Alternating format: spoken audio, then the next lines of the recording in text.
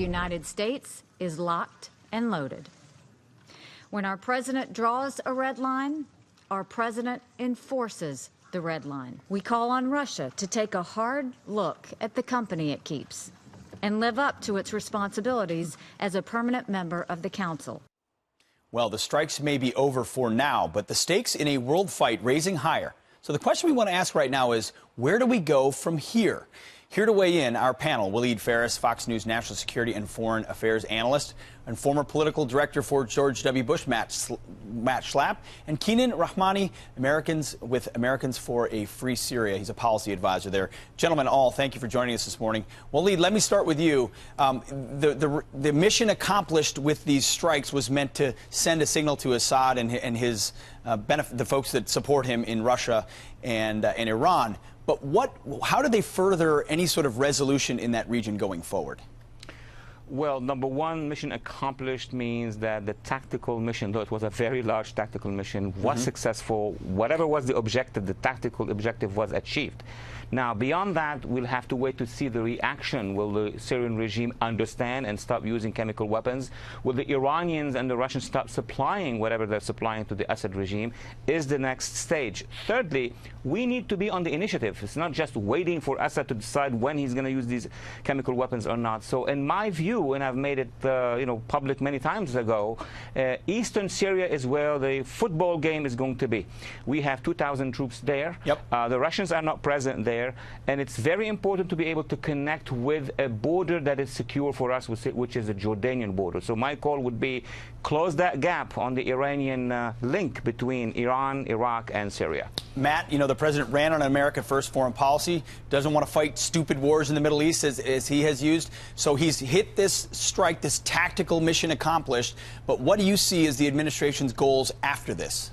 Yeah, it's a great question, Pete, because this is kind of like the swirl of everyone. This is where we have Iran, we have Russia, we have Sunni, we have Shia, we have the destruction of ISIS, and the president has this terrible thing that he's inherited, which is how does he make sense of this region? And I'll be honest with you, Pete, as you read and study and talk to people, it's hard to determine the right path forward. And when the military outcomes are not clear, it is wiser to pull away. I think the president did the right thing in trying to strike chemical munitions and stockpiles, but that's a tricky game as well. And I think that he needs to make his point on the use of weapons of mass destruction. But I do not think it would be wise with these facts on the ground for the United States to get pulled into this very strange compilation of forces in Syria. Kenan, a strange compilation of forces indeed. Obviously, the president has empathy for these innocents being gassed by a dictator,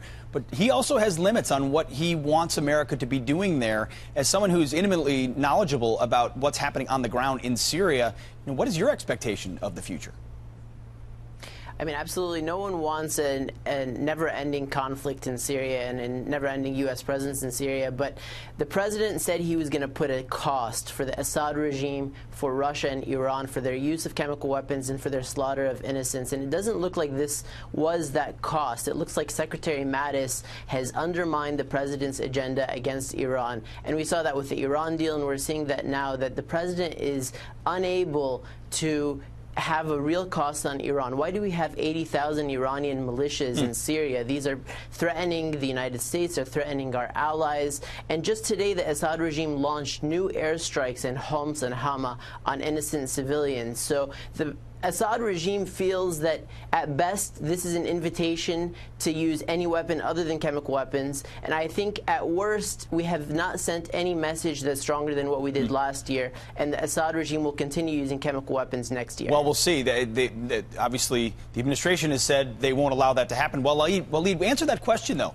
Will Iran read this message and, as a result, recalibrate their pursuit of nuclear weapons? I mean, does this have that ancillary effect of sending a signal that when we say you can't have nukes, you really can't have them? It's a different game, my friend, in Iran. Iran is a much larger country. It actually has a much larger military. And actually, Iran is now deploying in Iraq, in Syria, in Lebanon, in Yemen, trying to penetrate Saudi Arabia. So for the next round, I don't know when would that be. If we want to confront them, the price will be higher. And as a matter of fact, in terms of choices for Syria, fine. If we don't want to go against the regime, that's a good choice. But if we actually allow Iran to stay in Syria, next crisis will be on the Jordanian borders. They will be on the Saudi borders. So it is not something we can escape forever. Matt Schlapp, where do they make that balance? You hear, Saudi borders, Jordanian borders, Syrian borders, yet most Americans are worried about our southern border. Where does this administration lay the focus to put America first? Is it on Iran? Is it on sending signals to North Korea? Where's the biggest priority?